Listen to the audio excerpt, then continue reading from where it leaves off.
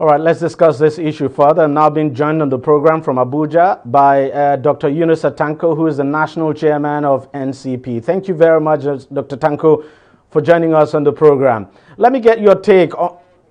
Yes, yeah. And so what do you make of this whole issue of direct primaries?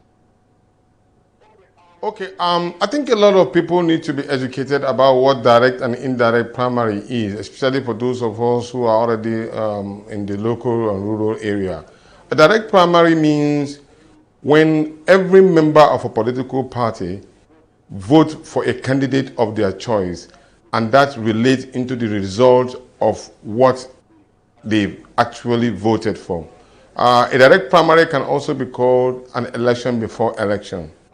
One an indirect primary means you have to involve the same members of the political party to elect a delegate to represent them at a delegate conference. That means you are entrusting your vote into the hands of another third party. So these are the two differences as regard to the issue of direct and indirect primary. For a long time, the issue of direct and indirect primary has always been in the Electoral Act, but it is left for the decision of the party to decide which they can be able to finance. Yes, I was going to ask you, should this be a legislation by the National Assembly? Shouldn't it be left for the parties to decide how they want to organize their primaries? Why do we need to make a law to govern this? Exactly. That has been left in the hands of the parties long before now. But with the advent of the request or usage by the APC, now brought it out to bear, and then people started looking at this as an option to deny number one. If you notice, a lot of the powers of who become who or a contestant within the party has been left in the hands of the governors. They have completely usurped that particular position of the political parties themselves and taken it upon themselves, especially when it affected the legislators. The legislators felt that they were being gagged, and the direct issue of selecting who represents or who wins or run for election been decided by godfathers or members of the state assembly, national assembly, or even the governors in particular. So they felt this is an opportunity for them to amend the Electoral Act so that they will now protect their own interests. But then the problem now is that in doing what they have done, because everybody knows, I mean, it's common knowledge that, you know, in the major political parties, the APC and the PDP, they have issues with, you know, the selection of their candidates and all of that. And you're quite right. I mean, it's public knowledge that the lawmakers are not too happy with the way the governors are dominating the process. But the problem is that their problem now is now becoming your own problem, because this law does not just apply to APC or PDP alone. It applies to all the political parties in the country. Exactly, because it demands a lot of resources. It also will affect INEC themselves, because they don't have the capacity to really put up people that will monitor each of the direct primaries election that will take place in each of the federation or the states, as the case may be, because INEC had about 120,000 polling units, and then of course I heard the chairman saying that they will leverage of the youth on the youth corps to help in monitoring some of these direct primaries. But it requires a lot of enormous resources, and then of course the political parties themselves may not be able to finance it because it is their own party affair. But of course, I've also made a research to find out that really in the constitution of each of the political parties is very clear. For you to be voted or to vote or to be voted for, you must be a bona fide financial member of a political party. And maybe this one will help us out, where each member who wants to vote may have to pay his membership due, because for a long time we've been crying that they have been using state resources to finance most of the activities of the political parties. So if the direct primary will help us out of this particular quagmire, it is a welcome development, because everybody must pay his membership due to be able to vote or be voted for. But also there is a problem of data, knowing numbers of the political party members. This one that people move from one party A to party B at the middle of the night, you don't even know who is who. Now, the data must be collated in such a way that everybody knows that these people belong to this political party and this political party these people belong to A or B political party. To differentiate this particular data may be a little bit difficult, but as it is also, it will also expose the political parties to knowing whether they are represented on the grassroots. Do they have the numbers that they claim that they have? Are they well represented in each of the local crannies? And this is where the challenge will be for most of the other political parties who may not be well spread. So that is why the delegate conference may be better for them, or if we may say, but it is left for the hands of the political party to decide whether direct or indirect. But really, at this point in time, the people really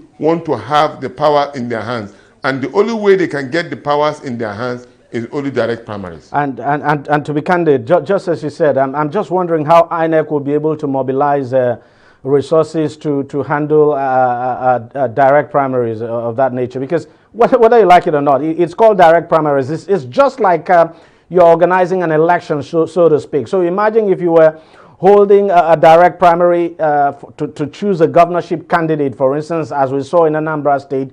Usually that primary will take place across the entire state, and it means INEC will have to deploy all the resources it would need. And you begin to wonder whether INEC has got that resources. But that aside, look, I just want you to help us reconcile this seemingly contradiction that we have seen in Anambra State and some other states. You know, we know that the APC, for instance, adopted the direct primary system now in choosing its candidate in the last governorship election in Anambra State. But we also saw a situation where its candidate polled about 300 and something thousand votes to win the direct primaries. But on election proper, he got just less than 50,000 votes. So how do you reconcile that? Is that not a clear pointer that the primary that was supposedly conducted that produced that candidate was flawed, and that there was actually no primary, so to speak, where up to 300 and something thousand people actually chose this individual to be the governorship candidate of that party? Hello.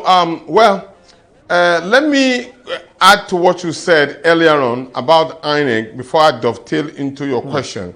The truth is that if, for example, we have 18 political parties today, what it simply means that if these 18 political parties are actually active and they're ready to conduct direct primary, that means that INEC will conduct a national election of party primaries 18 times. If we are mobilizing to have an election in Nigeria, for example, one time, so you times it by 18, that is exactly what it means. So if INEC is spending about 10 million for general election, it's 10 million now times 18. That is what it means. So you can think of the enormous resources that will be required to conduct direct primaries for all the political parties. It is quite huge. Coming to the issue of Anambra, quite honestly, it is unbelievable to see the kind of numbers that have been touted by the APC as at that time. And if you remember vividly also, at that primaries, majority of people did not even know the timing or the date of when the direct primaries will take place. So it is amazing and quite enunciating, if I may use the word, to have seen that kind of a large number that was touted by the APC, especially when the state itself or the region itself is engulfed with all the kind of internal challenges with regard to security. I think that particular names and numbers were cooked, and that is where we needed the issue of data to be made available. Unfortunately, INEC cannot tell you that they monitor that direct primaries efficiently as they would have, because they have already told us that there are some areas in which they couldn't even reach. So I wonder how the party itself was able to reach those particular numbers.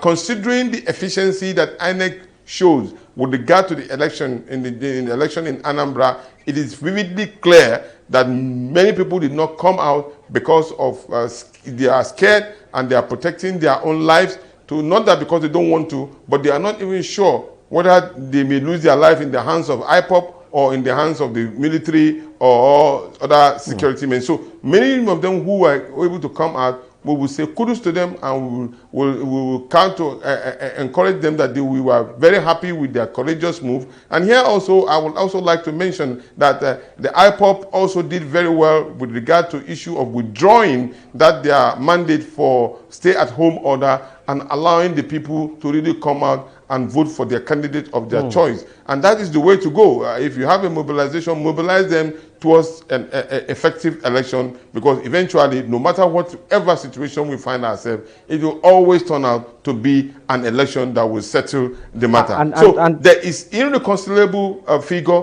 between both what the direct primaries of the APC did and then the figure that was being presented by INEC as the true, almost at least replicable issue of the number of people that really came out to vote. So for us, we feel that particular figures contradicted each other, but at least eventually the people Anambra decided their vote. You can now see how silent it is in the state, because it is actually what the people, those that came out, and the people that they voted for, and the result that came out really is what the yearnings of the peoples are. And that is why there's no much more, apart from the litigation that is going on, but the people themselves at least should be happy with what they voted for. No doubt. Very quickly, I was just going to say, well, INEC can always make the argument that, look, with direct primaries, it is not the one that is going to conduct the election, so to speak, that the political parties will conduct, but INEC will do monitoring, if you like. And so INEC can always make the argument that, look, monitoring election, well, may not cost much money as it would cost when you are organizing it per se. So maybe that could be a leeway for INEC, and that could probably be one of the reasons why INEC is saying it has a capacity it has a capacity for direct primaries, so to speak, because its role may just be restricted to monitoring. But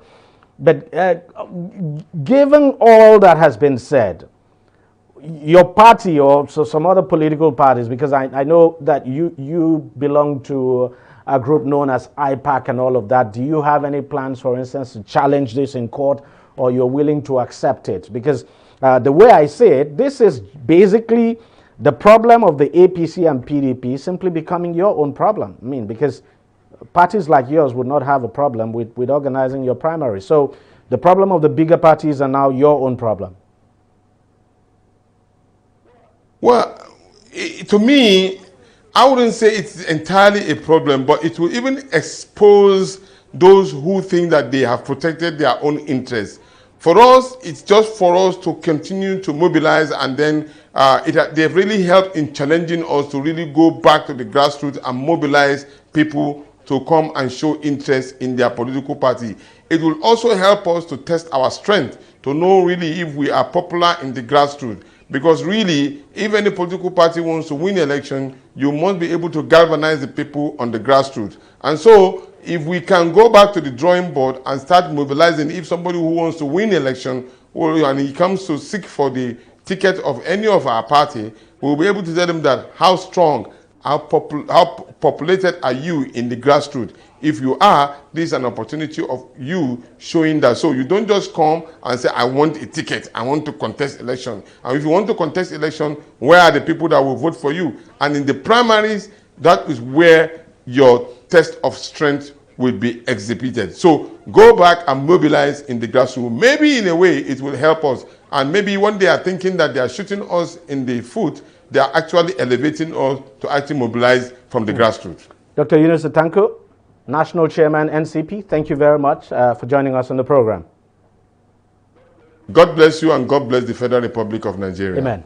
Well, we'll wait and see what the president does with that bill, whether he gives his assent to it or not. That's how much we can take on the program this week. Thank you very much for watching. I'll see you again next week. Bye-bye.